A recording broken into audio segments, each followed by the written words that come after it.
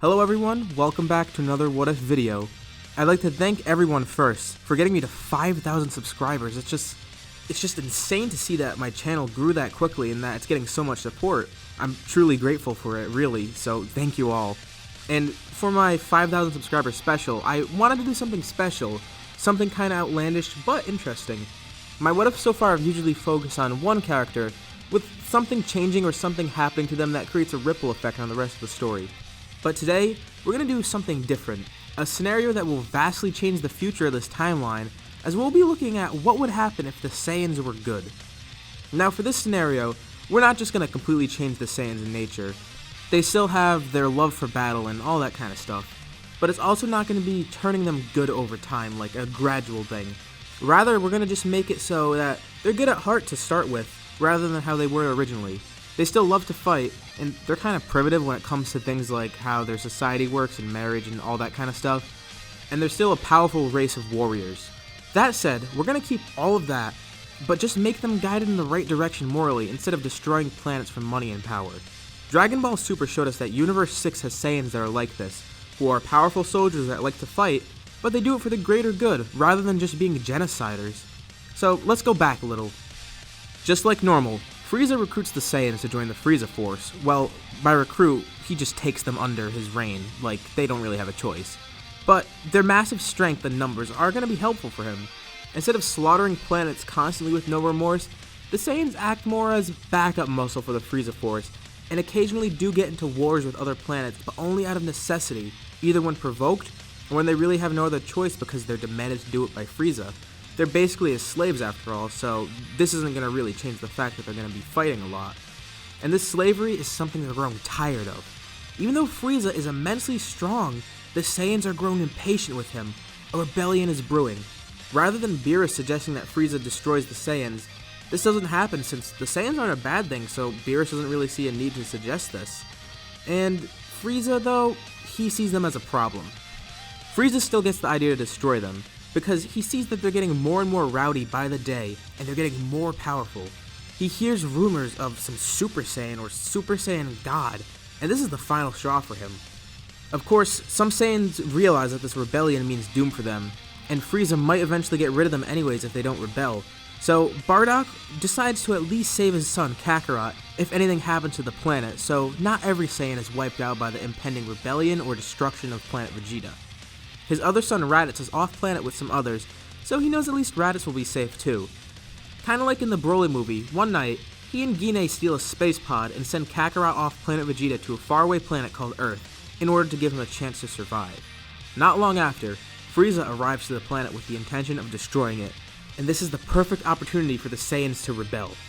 With Bardock included, all of the Saiyans who can fight charge towards Frieza's ship together, with the Frieza Force fighting in response.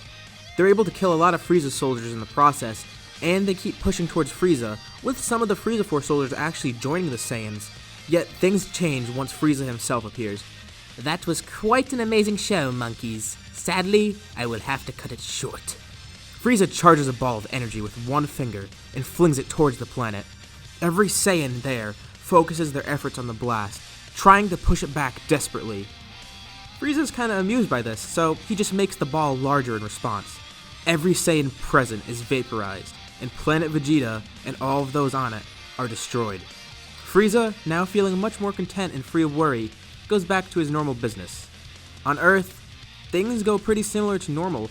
Kakarot still arrives and is found by Grandpa Gohan and renamed Goku. And the events of Dragon Ball pretty much happen all the same. Goku still hits his head and forgets about the past.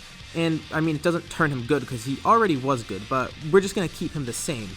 Goku still marries Chi-Chi, they have a son named Gohan, and the world is pretty peaceful at the moment, except for the fact that Piccolo Jr. is around somewhere, probably planning his revenge. After a few years pass from Goku's wedding, Goku and his friends decide to meet up again at Kame House since it's been a while since they've seen each other. Somewhere else on Earth, a farmer notices some sort of meteorite lands on his property. He goes to check it out, and he sees a large ship, not just some small metal ball, with a large man emerging from it. Raditz has arrived. He scans the farmer's power level and reads it as 5, and rather than attacking him, Raditz just immediately flies off, because, he doesn't really have a reason to attack him. Saiyans aren't like that anymore. They're not just gonna attack weaker people for no reason. He just flies off because he detects a high power level, so he goes off to find it and he encounters Piccolo. Piccolo senses this power coming towards him and he's immediately alert, ready to face this potential threat. Raditz asks him if he knows a Saiyan named Kakarot, and that he has come here from space to speak with him. Raditz tells Piccolo that he's surprised to see a Namekian here as well, and asks how he got here all the way from Namek. Piccolo is kind of shocked at the moment and really at a loss for words. He doesn't really know what Raditz is talking about, but before Piccolo can interrogate him about who he is and why he's here, Raditz senses another high power level and flies off, telling Piccolo thanks anyways. At Kame House, all is going smoothly when suddenly, a strange man arrives, which of course is Raditz. "At long last, Kakarot, I finally found you." Raditz takes off his scouter and covers the microphone, so Frieza can't hear the following conversation. Rather than feeling threatened by this man with a high power, he doesn't seem too intimidating, so everyone is more confused than scared or feeling provoked. Raditz tells Goku that he, as well as Goku, are part of an alien race known as Saiyan, and that they are brothers, and Goku's real name is Kakarot. Goku's of course skeptical of all this, but as Raditz talks more and more, it becomes more apparent that he's telling the truth. Goku remembers that Grandpa Gohan found him just alone somewhere as a child, not to mention no one knew Goku's real parents, and I mean he had a tail like Raditz did. So that just makes it more obvious. Same for Gohan. Raditz informs his brother that he is here to seek help to fight a threat known as Frieza, an evil tyrant who's destroyed their people and many others.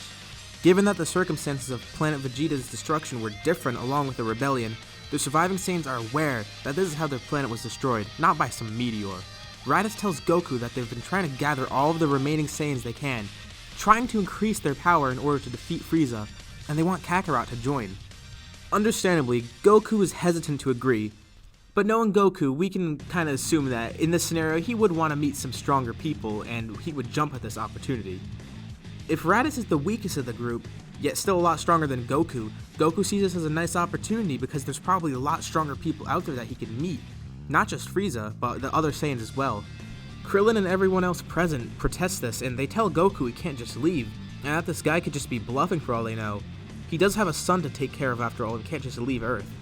Raditz responds to this by saying if Frieza isn't defeated, he may just come to this planet next and destroy it as well for all they know, or enslave all the people.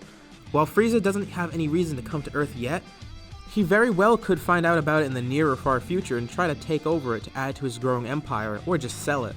This isn't just for revenge, but to protect the rest of the free universe. Raditz tells Goku that he can bring his son along as well, as he is a Saiyan and potentially could be pretty powerful given that he's a hybrid, since that might completely change his power and make him something special. Out of nowhere, Piccolo shows up as well, much to everyone's shock. He was able to hear the conversation while observing from a distance because of his huge ears, and he demands to join as well.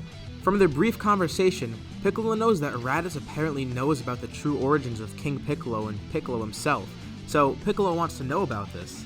Alongside this, he feels that if anyone's gonna come take over the Earth, it should be him, not this Frieza guy.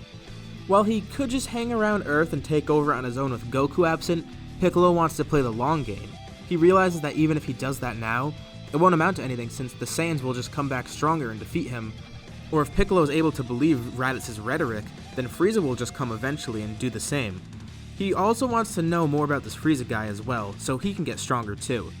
Even though Piccolo has malicious intent, Goku isn't too scared, as he could defeat Piccolo easily if he acts up, and Raditz is there too with more power than the both of them combined. This situation is kind of an enemy of my enemy is my friend scenario, which is basically what happened originally with Raditz, with Piccolo and Goku teaming up to defeat a common enemy. Raditz allows Piccolo to join, and with Krillin protesting further, Goku turns to Krillin to tell him he needs to do this. He trusts that this guy is his newfound brother and he isn't lying to him. He could tell that he's being pretty genuine. And he does get to fight strong people either way, because he is Goku after all, and he's kinda naive and tempted by these kind of offers. Raditz, Goku, Piccolo, and Gohan fly off to Chi-Chi so Goku can tell her what's going on now. Chi-Chi's not only confused but enraged, especially since this will cut into Gohan studying. But Goku tells her that Gohan could study science or something in space if he wants, and he can probably learn about more than he could on Earth since there's all aliens or some weird technology in space that no one knows about, and that'll make Gohan really smart and give him an advantage when he comes back. Defeated, Chi-Chi just agrees, only to faint in confusion and fear when she notices Piccolo is waiting outside for them as they head off to train. While he is reluctant to go, Gohan knows that the situation is pretty dire since he's a smart kid and he could realize what's going on. So he's fine with helping, especially since he'll be with his dad the whole time. He doesn't see anything to worry about and he's kind of excited to go into space really. When they get to Raditz' ship, they notice it's damaged from the landing and it can't take off into space. But Goku says Bulma could probably help them out. Raditz notes that this planet's gravity is a lot weaker than their home planet and that it's probably not as good for training in the meantime while they wait for the ship's repair. Intrigued by the idea for more efficient training, he wonders if Bulma could also help them with this, and they fly back to Bulma and she says that she could build some sort of gravity room on Raditz' ship as well as repair it, so the group trains in the meantime while waiting for Bulma to work her magic. After a few weeks, the repairs are done and the ship is upgraded with the new gravity room for intense training, since the trip will take a decently long time and this will be beneficial.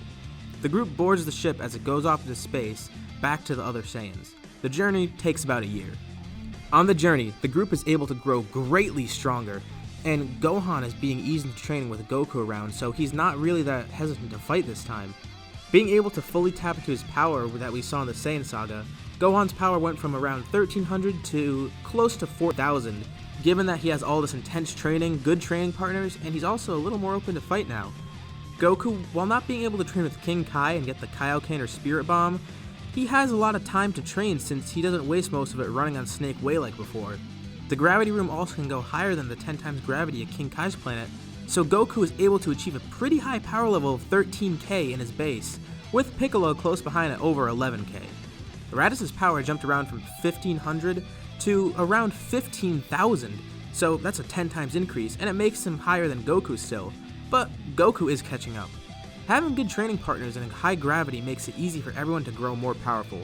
This time spent with everyone also makes Piccolo a little less evil, similar to the training in the Saiyan saga. They all have a common enemy, and being with people like Goku, Raditz, and Gohan, this year of training and kinda getting to know them more, Piccolo becomes more of an anti-hero rather than the villain that he was before. He also learns about his people from whatever Raditz knows about them. Since he's interested to find out he's from a race of peaceful farmers rather than demons, he wants to go to Namek someday and see his brethren. Time passes as they arrive on a secret planet that they've been hiding on. Everyone exits the ship and follows Raditz into a building. They're greeted by a large Saiyan with a mustache who seems pretty blunt but friendly, and he introduces himself as Nappa, who leads them into another room. There are a bunch of other people in there, some with and without tails as well. It's obvious that they're all Saiyans though. A couple catch Goku's eye. There's one in the corner with a scar on his face and chest, but with no tail, next to one with a mustache. There's also two other Saiyans with blue armor different from the rest, but they look identical to each other. They're twins. There's also one female Saiyan there as well, and there's one that looks exactly like Goku. That female Saiyan, Raditz walks up to her, and he brings her back to Goku. Kakarot, allow me to introduce you to our mother. This is where we'll leave off for now. I'll get into the backstories of all the others in another video since I'm sure you're all wondering how some of these people are here. Also, some of you probably saw that poll I posted out of the blue asking who I should include in this video. I did keep it a little vague, but it was referencing this video. And the majority of people voted to see all of the Saiyans in this poll in this video, so we'll get to see Turles, Shala, and Gine as part of this crew. And I didn't even really consider this when I made the poll, but that would include Giblet as well, since he was just revealed to be Shalat's twin from Dragon Ball Legends. Sorry for the spoilers, but I don't really know if anyone cares, and everyone probably knows by now. And yes, that scarred Saiyan and the mustache Saiyan, they're Broly and Paragus. And I'll explain their changed backstories in the next part. Of course, this what if is a little out there, but I wanted to make a fun one that I could have more freedom with than the rest. And this one's going to be really interesting when the story gets going, as you could probably tell by the setup. What do you think will happen next? Most importantly, of all the characters introduced or changed, which are you most excited to see? Leave your thoughts below and I'll see you all in the next part when we get introduced to Vegeta. Be sure to like, subscribe, and hit the bell icon for notifications for future what-ifs, including the next part on this one. Thank you all for watching, thank you for getting me to 5,000 subs, and I'll see you on the next video.